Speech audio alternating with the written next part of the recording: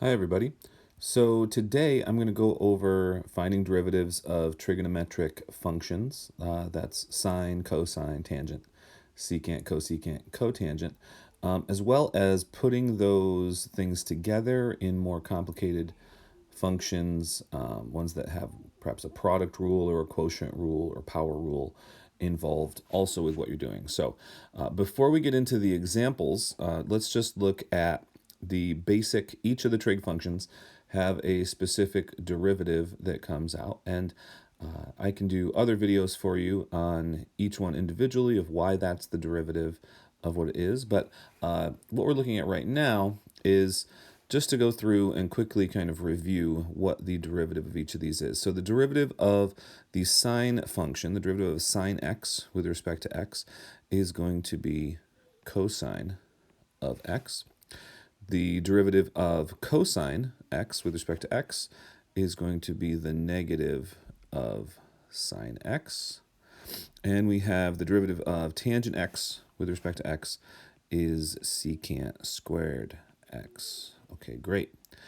Now, over here on the right side, we have the derivative of secant. The derivative of the secant function is secant of the angle times tangent of the angle, secant x, tangent x. The derivative of cosecant x is the negative cosecant of the angle, cotangent of the angle. And the derivative of cotangent of x is negative cosecant squared x. Now, this page is going to be good for a reference. If you want to pause the video and write these down, you'll need to know each of these derivatives in order to move into the examples that we're about to do and in order to put things together. So, now that you have that down, let's start looking at examples. My first example here is a fairly straightforward, simple one, but notice we have tangent of x to the fifth power. So this is going to involve a power rule as part of what's called the chain rule. So to remind you about the chain rule, we're going to do the derivative of the outside function, leaving the inside part alone, and then do that times the derivative of the inside function. So here's what I mean.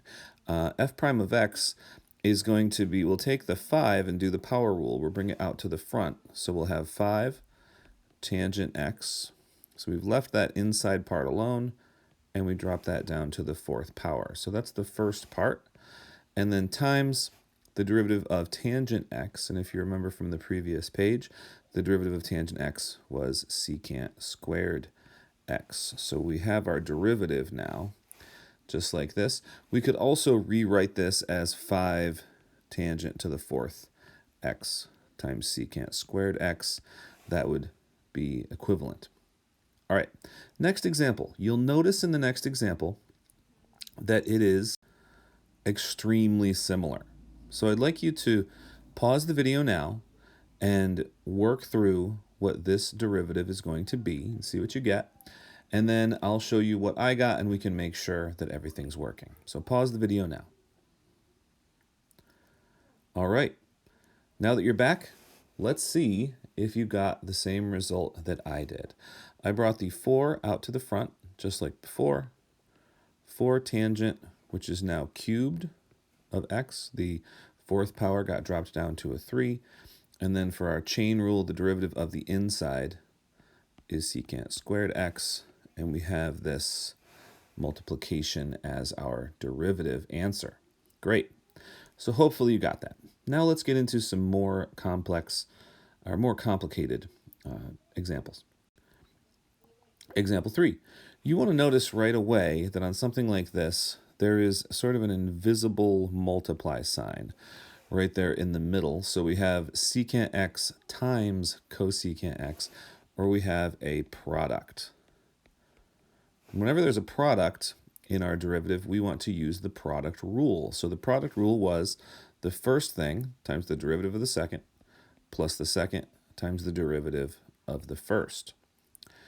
So there's our little shortcut for remembering what we're trying to do. So first thing is secant x times the derivative of the second thing, the derivative of cosecant, back from our first page, was the negative of cosecant x cotangent x plus the second thing, cosecant x, times the derivative of the first. The derivative of secant was secant x tangent x.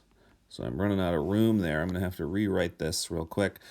We have negative secant x cosecant x cotangent x plus, I'll just rearrange this a little bit, secant x cosecant x tangent x. Now you might be tempted to add those together, kind of try to simplify things, but the problem is we have a cotangent x in this term and a tangent x in that term. So they are not like terms. We can't combine them together and say that we just have nothing.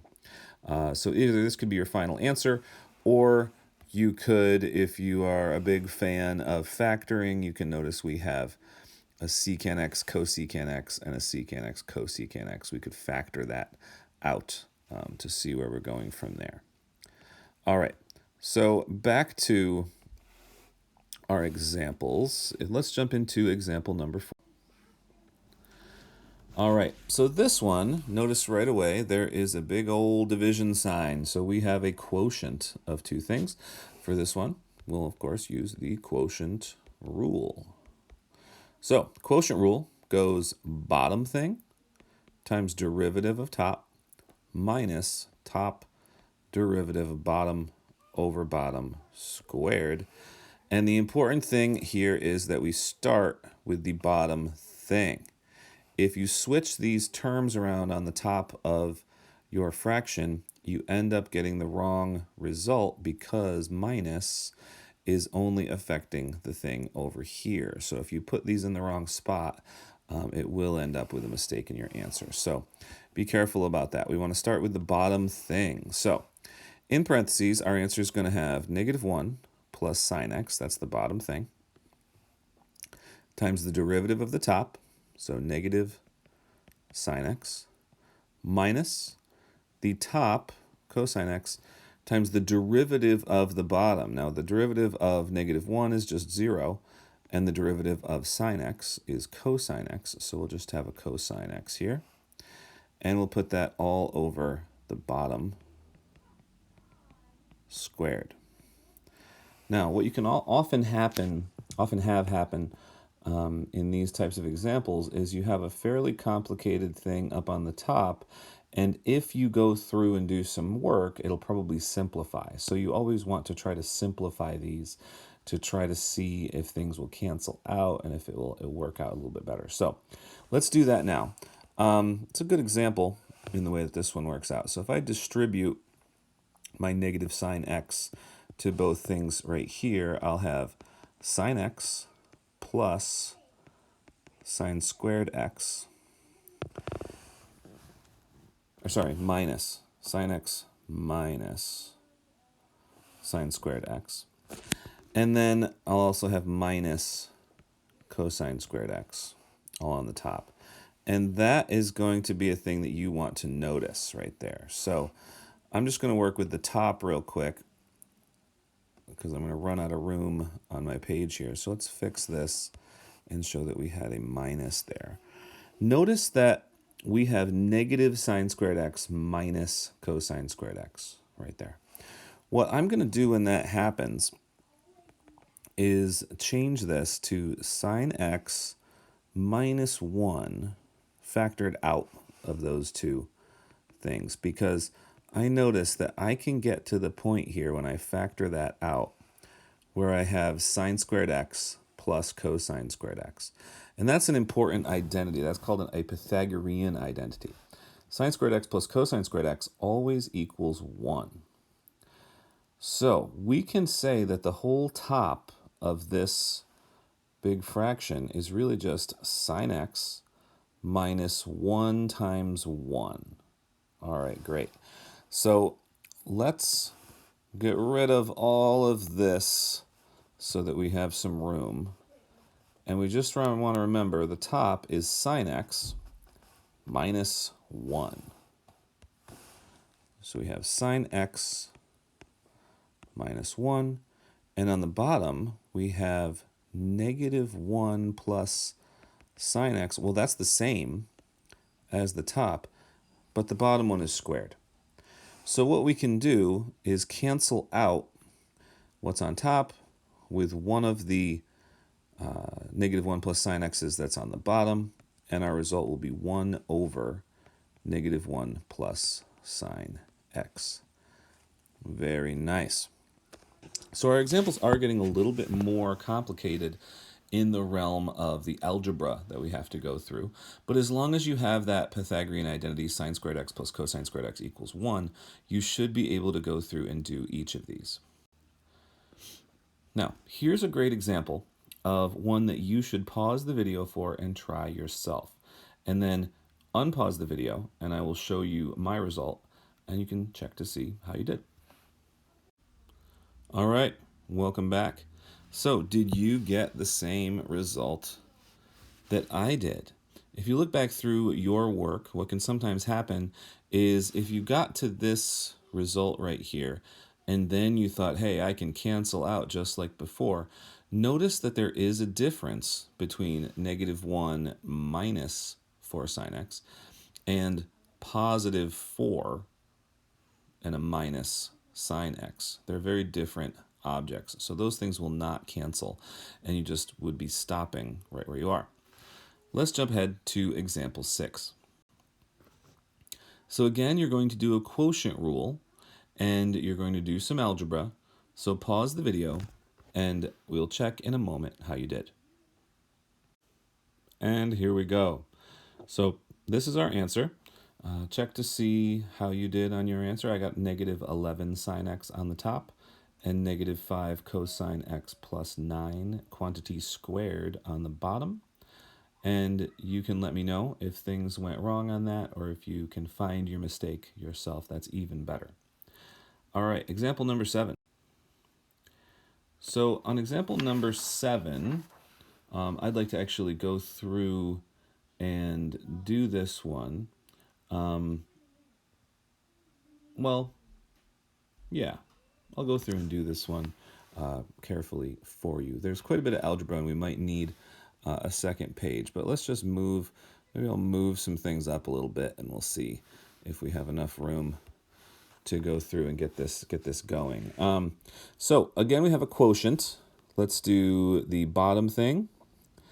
Part of the reason I want to do this one with you is because there's a little bit of a trick that you can do on one like this. It's one that's a little more complex. So we've got bottom thing, derivative of top thing, negative sine x, and then minus top derivative of bottom. So the derivative of the bottom is cosine x, and I'm going to run out of room here. I'll have to move things over again.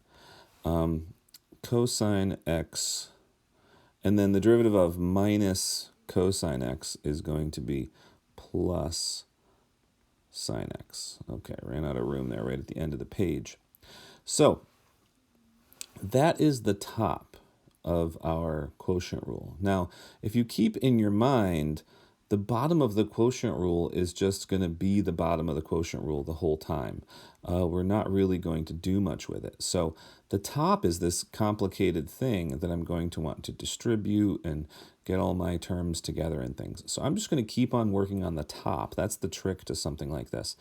Keep working on the top of your quotient rule, and then just bring the bottom in at the end. So I'm going to distribute my negative sine x to both of these terms, distribute the negative cosine x to both of those terms, and we end up with, let's get it going here, we got negative sine squared x plus sine x cosine x, and we'll have minus cosine squared x minus sine x cosine x. Okay, so you want to notice what just happened. We have a sine x cosine x and a minus sine x cosine x. So those cancel. Great. And then we have a similar situation to what we had before with negative sine squared x minus cosine squared x.